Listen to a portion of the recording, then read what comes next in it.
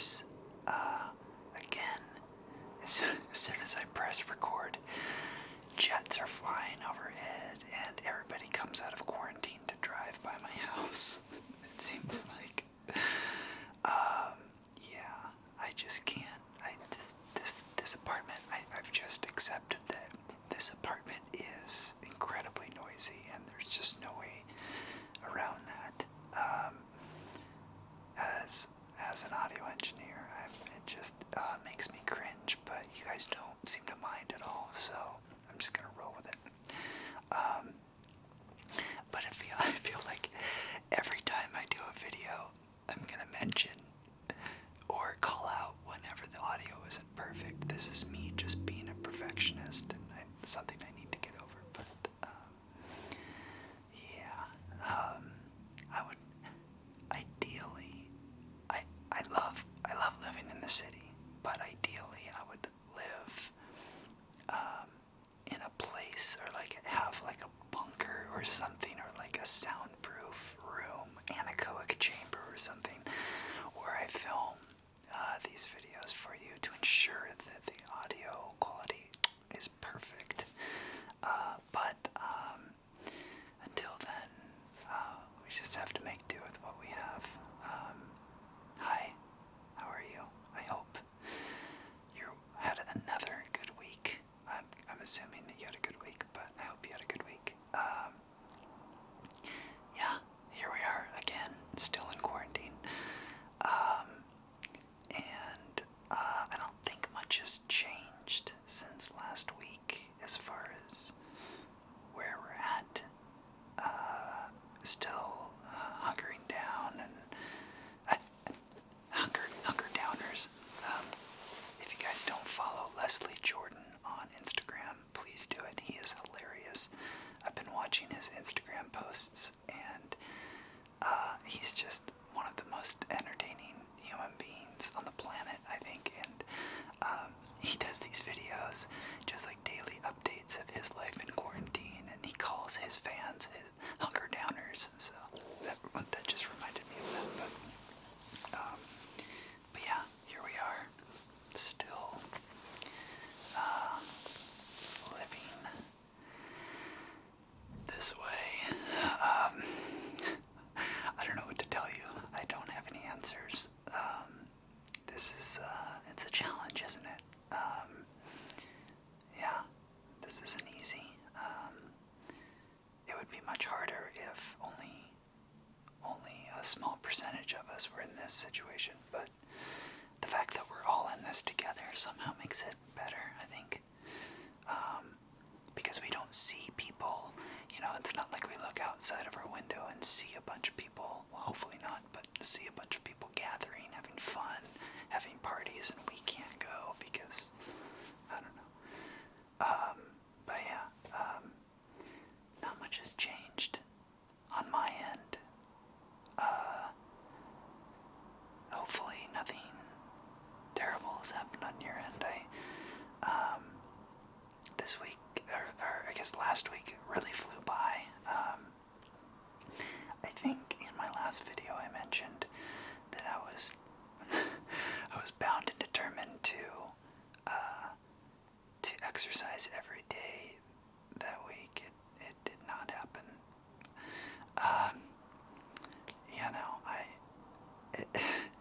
Some days you just wake up and you're like, I can't do this. And that was definitely me. I did manage to work out, I think 3 days last week, which isn't bad. 5 days is ideal for me. Actually, every day is ideal for me, but let's be honest. I welcome too many distractions sometimes, but I think it's good for our mental health to just to not be so rigid and always follow a plan always. I think that it's good to have some flexibility and spontaneity. So, but it's finding that balance of am I going to be spontaneous and watch 6 hours of TV straight, or am I going to stick to a strict schedule? Some days are harder than others. Some days are easier than others. That's just life.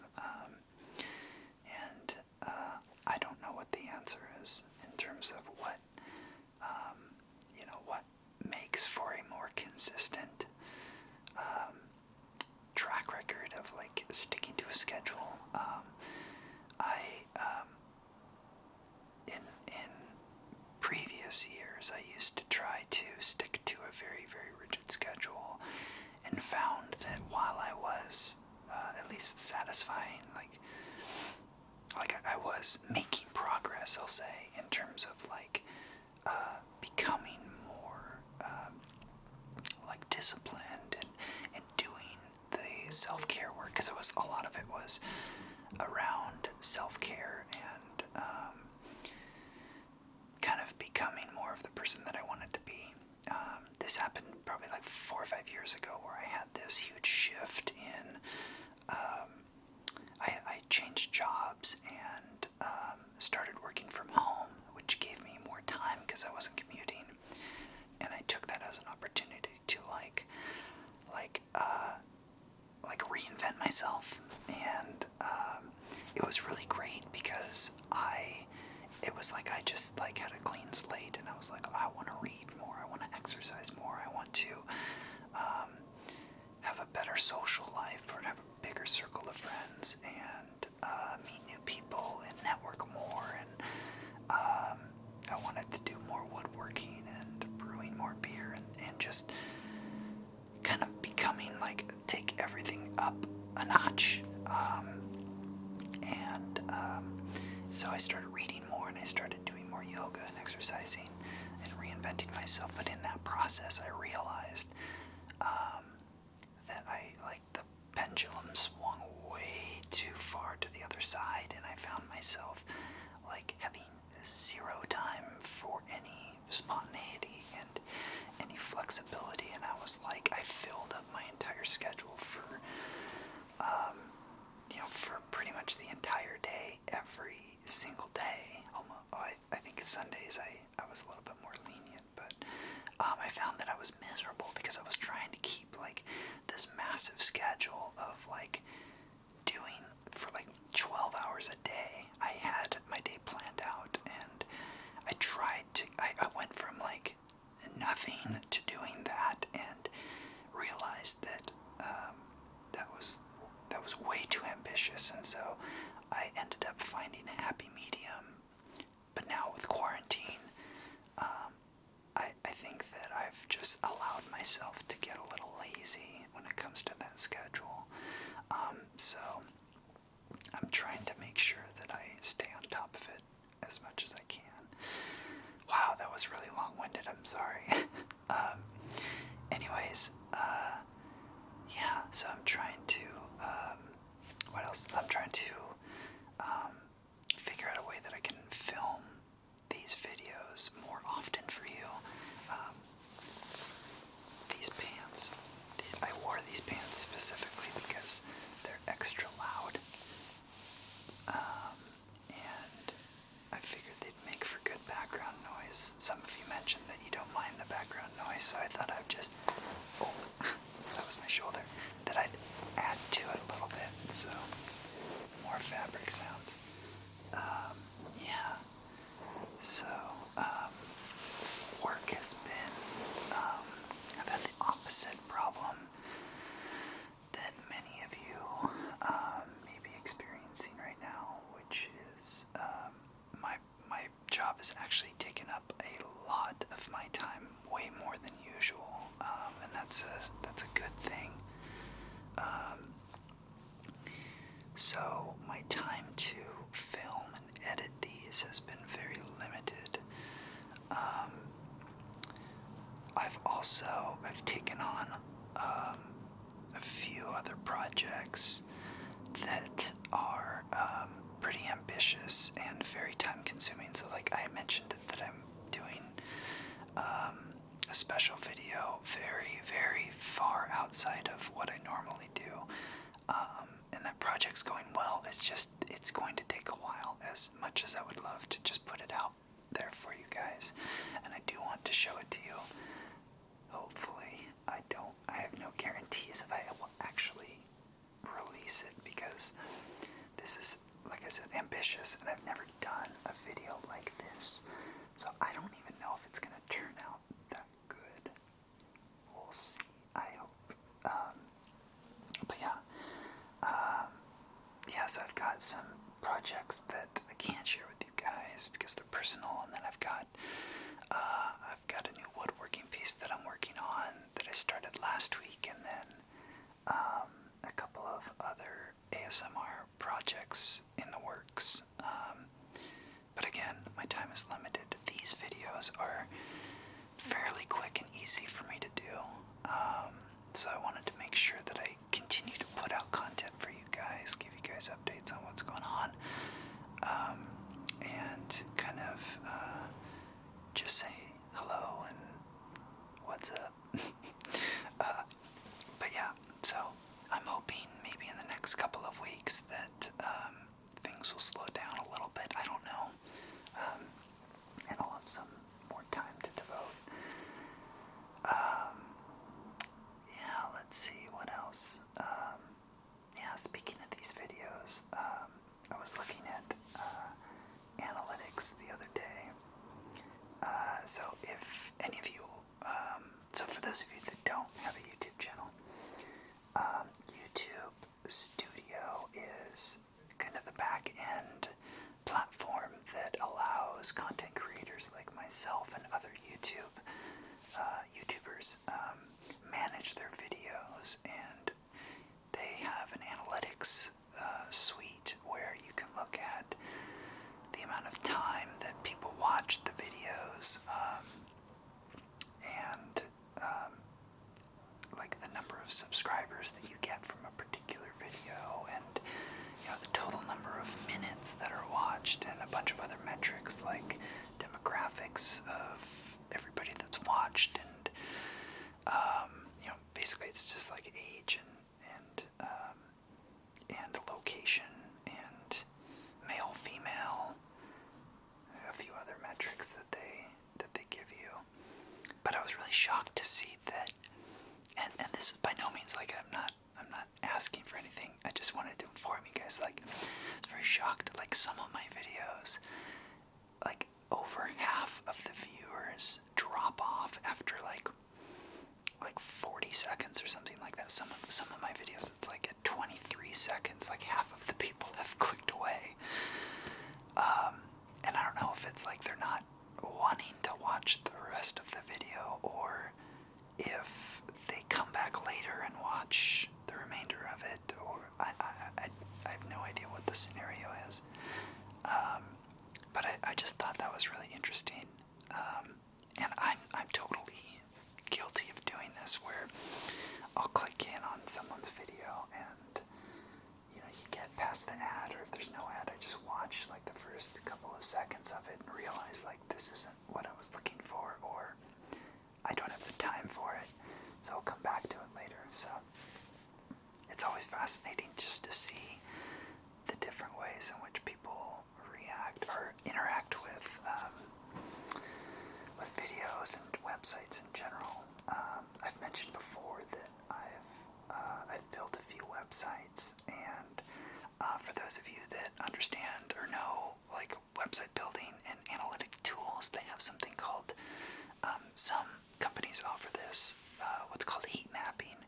And so you can take a look at a web page, and you can track the behavior of the users, and you can see things like where their mouse navigates, and the things that are clicked on the most. And so you can see like, you can do side-by-side comparisons of like, for instance, like A/B testing of like,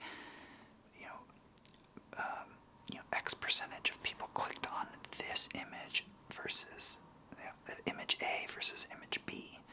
And that can drive decision making when a content is chosen. You can say, okay, like this style of image is more, people are more curious about this style of image versus that style of image. And you can use it with keywords and different fonts and colors and things like that. So I find that information very fascinating, and I've done in previous lives, I've done just like over the shoulder, I guess like just analyzing people's behavior and how they navigate through websites, and just observing people like, okay, here, find this product, and you give them instructions on like do X, Y, and Z, but you don't tell them how to do it. They have to do it on their own. And the goal of that is to figure out, like, what is the best way for people to find what they're looking for. And everybody's going to do it differently.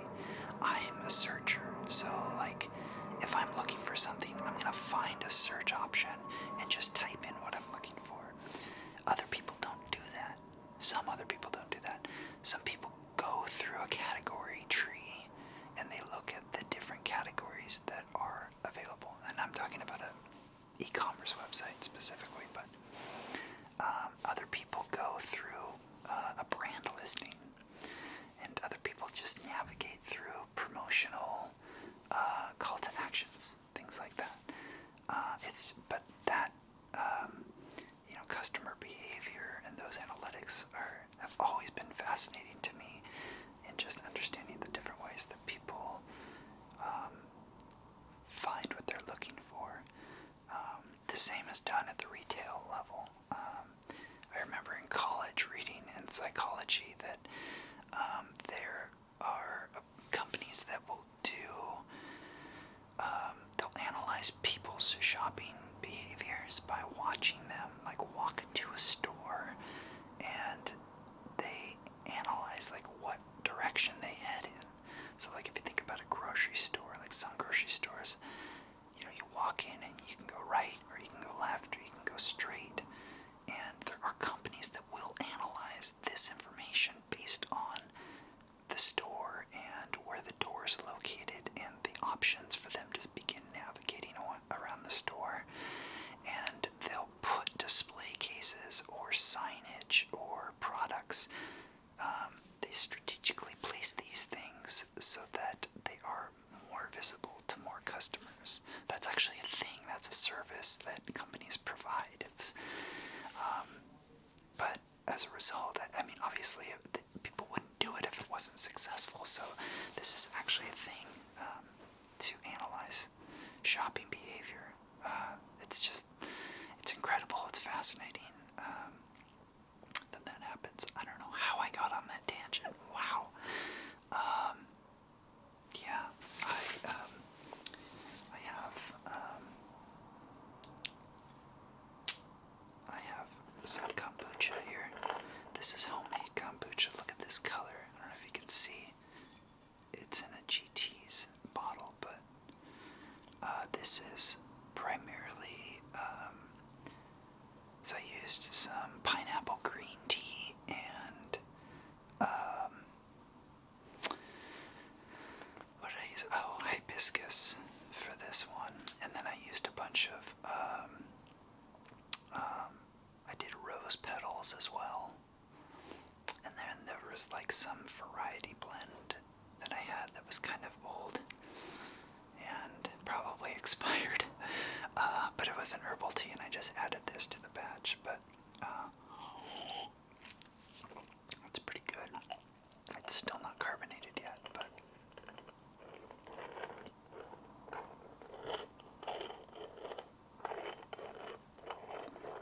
yeah, that's a good sound. But yeah, so I have 10 bottles of these that I made. Brewing kombucha is so easy to do. Yeah, it's so easy to do. I love the flavor, personally. I think my next batch I'm going to do a lemon and something. I haven't quite decided yet, but I got a recipe from a friend who has this kombucha book, so I'm excited to try it out. Yeah, and I also have the last bit of crayons that I'm peeling. Yes, I'm still doing this. Don't judge. I only peel crayons for you guys. It's not like I just do this for fun when I'm not filming ASMR. And I'll share the art piece either on my Instagram or on my community board when I'm done. So let's see. That being said, I kind of give you an update from the week.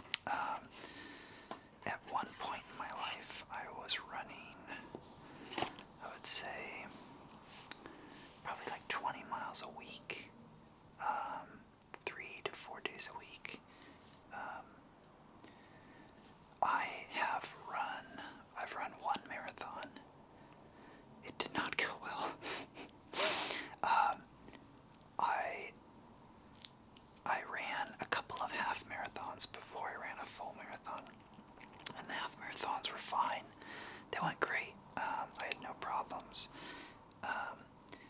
And the marathon that I trained for, I actually trained for a marathon 3 times. The first 2 times I ended up injuring myself.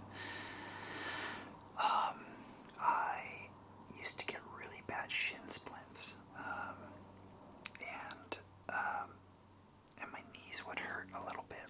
And so I was able, with those shin splints, I was able to run. I was still able to run half marathons, but when I was training for the full marathons, I never quite, the first 2 times I was never quite able to keep up the long miles beyond like 14, 15 miles because my shin splints were so bad. And then one season, I was able to overcome that and eventually ran the marathon. But the thing is that I started training in January and the marathon was in June. And in Seattle, the weather really doesn't start to warm up until around April.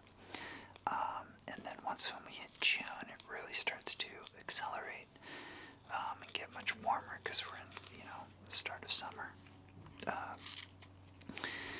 But what ended up happening was the race day ended up being incredibly warm. In fact, it was like 10 degrees warmer than any other training day I had done that entire season. And so when I ran, I ended up becoming really dehydrated. And at about milepost 15 is when my right calf started to cramp. And if any of you exercise or know or like have ever done running, you know what that's like. Once when you start cramping, the odds of you recovering from that are pretty slim, because that's a sign that your body's really hit a point where you should not continue exercising or working out or exerting yourself or sweating, really. You can work it out and, get salt and electrolytes, but I was at milepost 15. I had 11.2 miles to go, and it was looking pretty grim. I ended up kind of like walking, limping for the next 6 miles. I would run for like half a mile, and then I would cramp, and then walk, and then run another half mile, and then cramp, and then walk, and I repeated that until about milepost 21. And I finally came up on some medics, and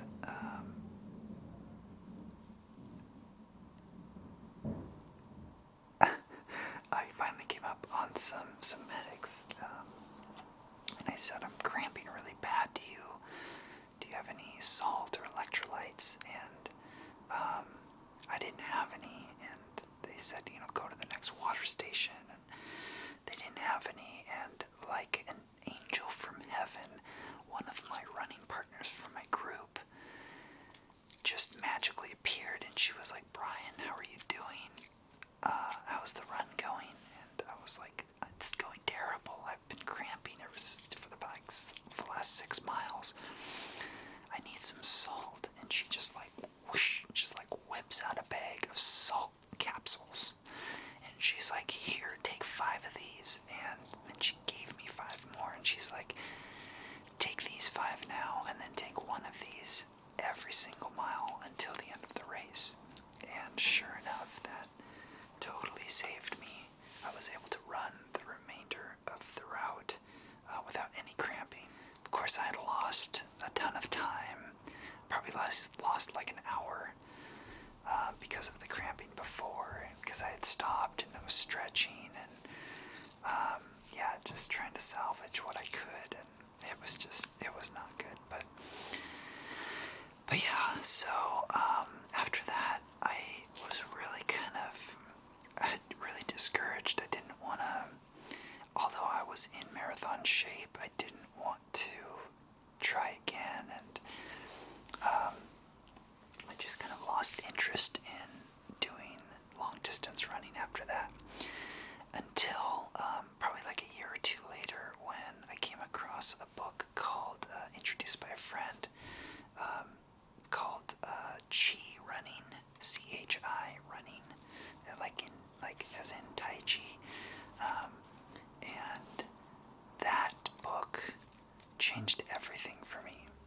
was still running after the marathon, and actually I did another half marathon shortly after that. But then I read this book, and it changed everything for me. The author, Danny Dreyer, is an ultra marathoner. You know, the people that run like 100 miles, 100 plus miles at a time in a single day. I think they're kind of crazy, but I also think that people that run marathons are crazy, and I'm one of them. I think you have to be sort of nuts to put your body through that. One of the things that he mentions in his book that I actually loved so much, one of the points that he makes was something that had never occurred to me before, was that the simple fact that when we're born into this world, there's so much that we are taught.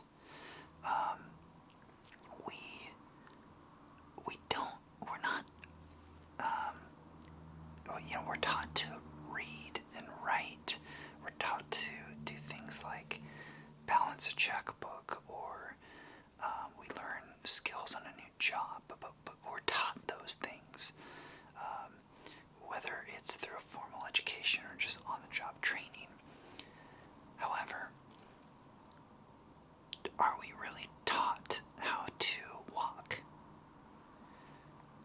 Does somebody instruct us on how to, place each footfall and, where our center of gravity should be relative to where we place our feet? And the same thing goes for running too.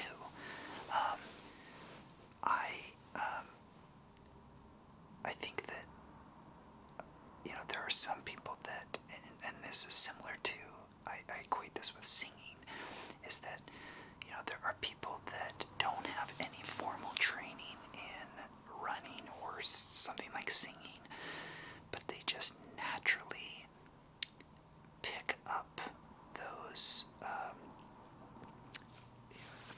things up and do it correctly, right away. There are some singers that are phenomenal singers that have no formal training, but then you have other singers that do have formal training that are just as good. So it begs the question, like, how did that person that didn't have formal training become such a good singer? And I honestly believe that it's just that person, for whatever reason, just taught themselves the right way to do it without knowing that they were teaching themselves the proper way. I say proper because, I don't know that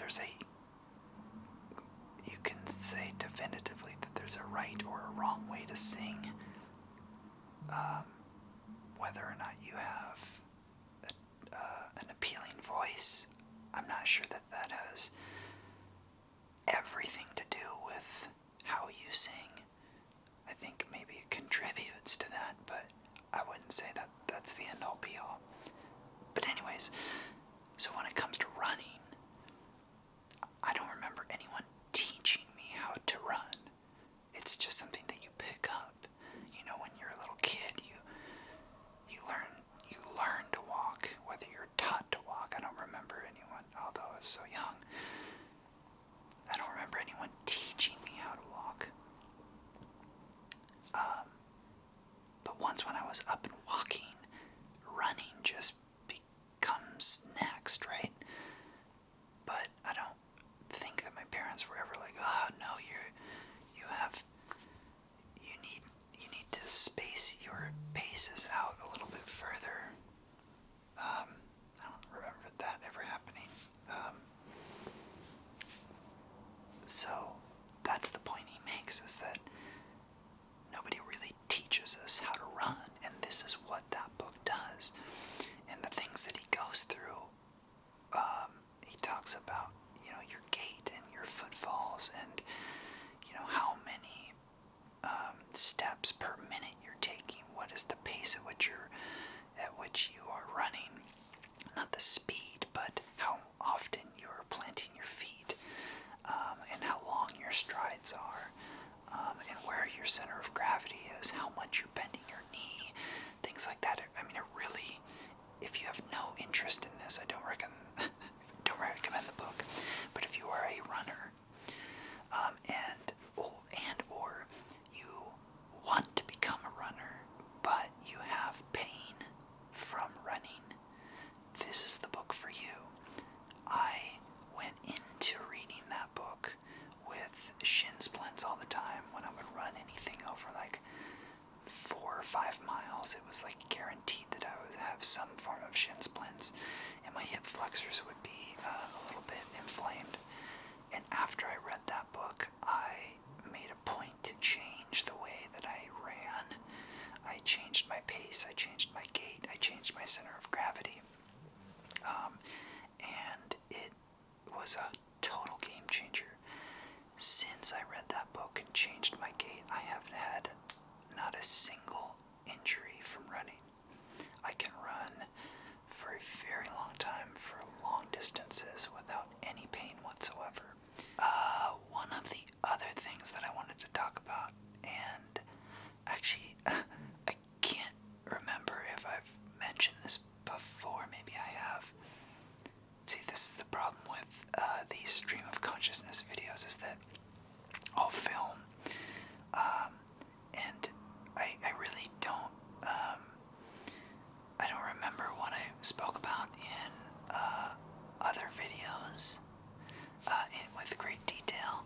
I have terrible memory, first of all, but I also work from home, and so I'm, like, the only difference between me talking to myself when I'm at home and these videos is that there's a camera and microphones. Like, I literally do walk around my apartment just talking to myself just like this, thinking through like a million different things in my mind, just like kind of letting my mind wander and go off on tangents. But one thing that I did want to mention, because I think it's relevant to this time right now, I wanted to talk about choice, because choice is something that seems to be in short supply right now. But the more that I think about it, choice is not something that we have a lot of anyways. We don't have choice over the weather. We don't have choice over whether we are hired or fired from a job. We don't have choice over the actions of other people, like literally everyone else in our lives, or people that aren't in our lives. We don't have a choice of whether there's traffic or not. We don't. I mean, there's so many things, right? But what we do have a choice over is how we spend our money, and that's actually one of the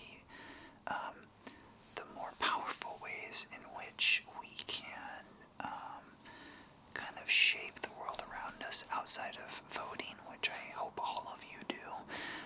Even if you don't like the candidates or the options for your vote, I think it is so critical for everybody to vote. I could do a whole episode just on voting. But I was told a long time ago, some of the best advice I'd ever gotten was how impactful your spending is, and how you can vote in so many different ways just with your wallet. If you think that all farming, I'll just give you some examples. If you think that all farming should be organic, then the best way to make that happen, outside of financially supporting or volunteering, or actually having your own farm, organic farm, is to buy organic food. And of course, these choices that we make with our wallets depend on how much money is in our wallet, right? If we want to see Ferrari be the next Toyota, you have to have a lot of money to make that happen, right? By the way, that's probably never going to happen. But, I mean, a Ferrari, for me, I have no interest in a Ferrari, nor do I have anywhere close to the amount of money required to buy a Ferrari. But my point is that if you want to see organic produce become cheaper, and this kind of backwards, but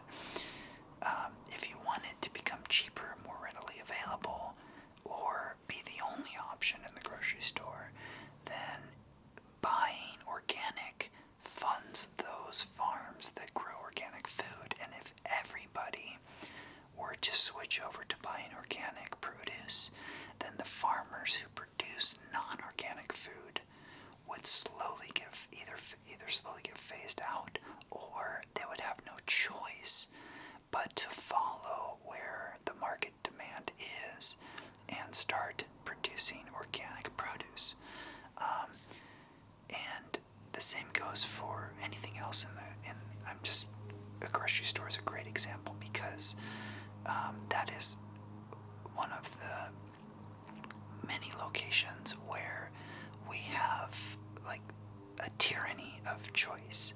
If you've ever walked down the cereal aisle, you know what I'm talking about. There's literally like hundreds of different cereal brands and flavors and ingredients out there.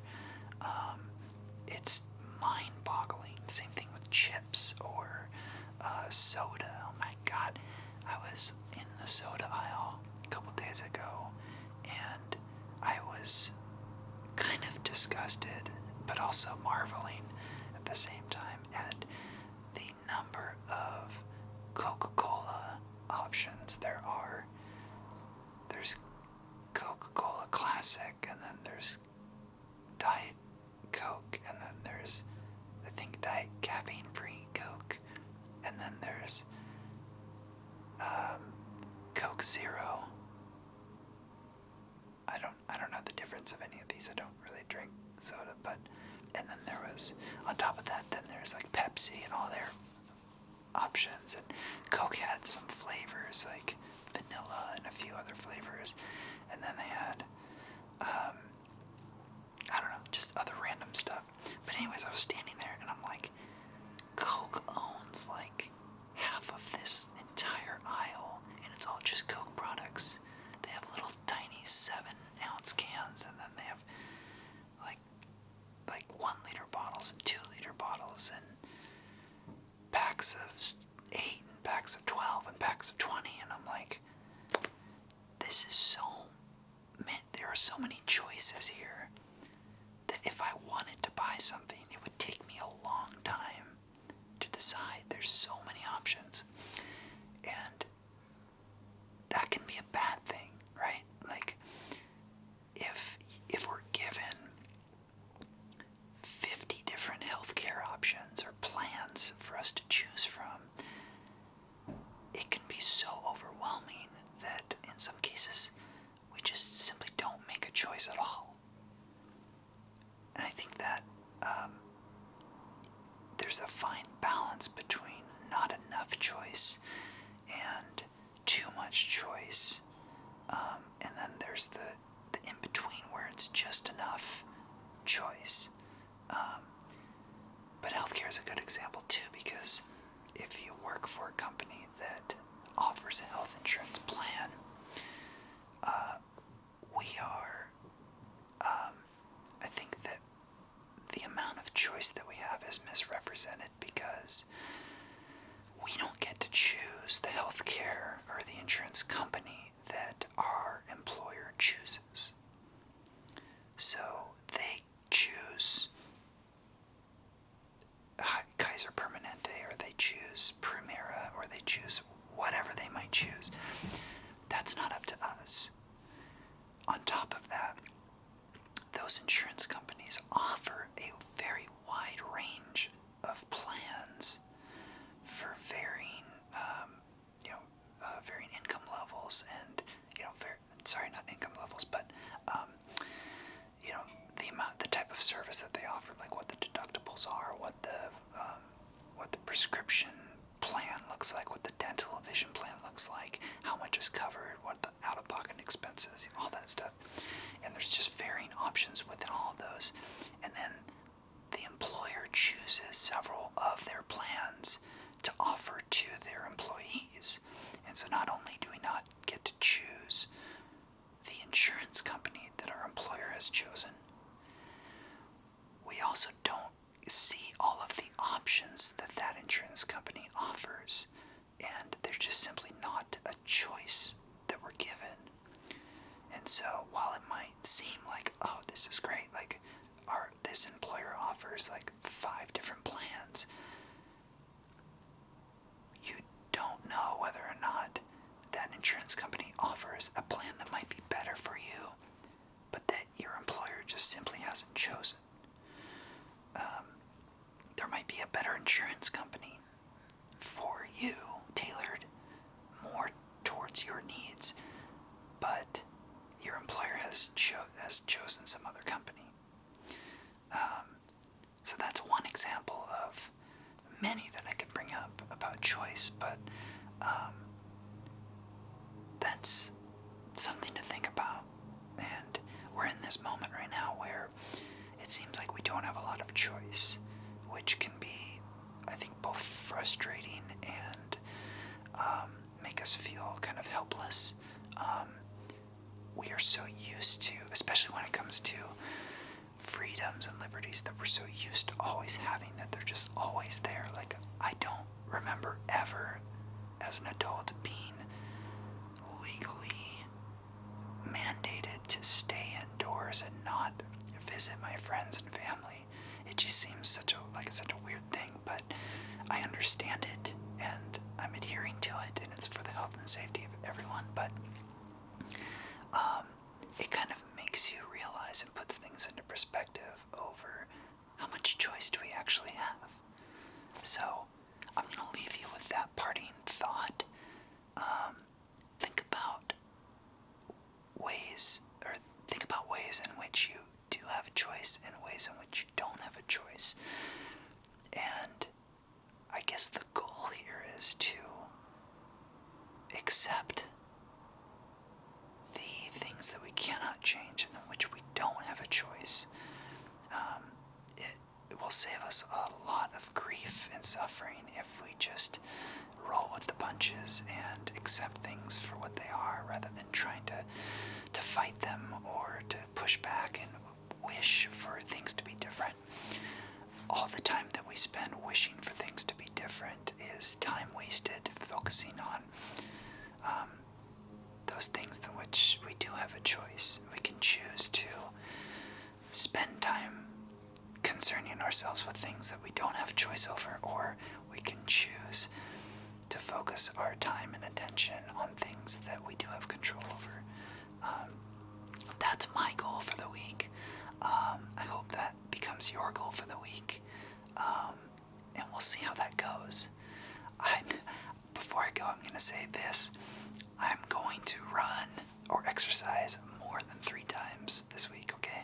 I promise you guys. That's a promise I'm making, and I want you to hold me to it. I ran today, so that counts as 1.